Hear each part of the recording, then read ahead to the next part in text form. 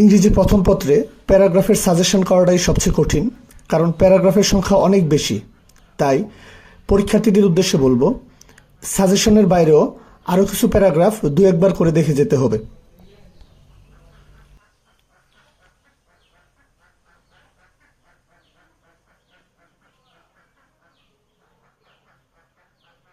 স্টোরির সাজেশন নিয়ে আমার একটি পরামর্শ হলো, ঢাকা বোর্ডে গত 2-1 বছর ধরে ফ্রি হ্যান্ড রাইটিং স্টোরি আসতেছে, অর্থাৎ নতুন একটি গল্প জুড়ে দিচ্ছে, এই গল্পটি নিজের মতো করে বানিয়ে লিখতে হচ্ছে, পুরাতন কোনো গল্প আসে না।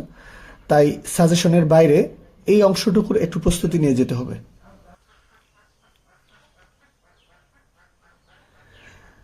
গ্রাফচার্ট মুখস্থ করার কিছু নেই, গ্রাফচার্ট লেখার স্টাইলটা একটু মনে রাখলেই হলো। আর যেহেতু গত বছর অর্থাৎ 2024 সালে ঢাকা বোর্ডে পাইচার্ট এসেছিল, গ্রাফচার্টের পাশাপাশি পাইচার্ট লেখার স্টাইলটাও ঠিক করে যেতে হবে। ডায়লগের প্রস্তুতি নেওয়ার সময় প্যারাগ্রাফের মতোই সাজেশনের বাইরে আরও কিছু ডায়লগ দেখে যেতে হবে, এবং কোনো কারণে ডায়লগ কমন না পড়লে ডায়লগ লেখার যে একটি স্ট্রাকচার আছে সেটি ফলো করে ডায়লগের আনসারটি কমপ্লিট করে আসতে হবে।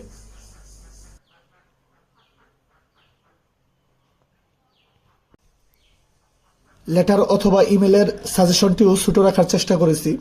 আমার পরামর্শ হলো, এর বাইরেও লেটার বা ইমেল দেখে যেতে হবে। সম্পূর্ণ সাজেশন নিয়ে একটি পরামর্শ হলো, সাজেশনের উপরের দিকে যেটা আছে অর্থাৎ 1 নম্বরে যেটা আছে এটা আমার কাছে সবচেয়ে ইম্পর্টেন্ট মনে হয়েছে। তাই প্র্যাকটিস করার সময় উপরের অংশটা আগে শুরু করলেই সবচেয়ে ভালো হয়। আরেকটি কথা হলো, ইংরেজি দ্বিতীয় পত্রের সাজেশন এবং অন্য অন্য বিষয়ের যেই সাজেশন সেগুলা প্রতি পরীক্ষার আগে আগে দেওয়া হবে।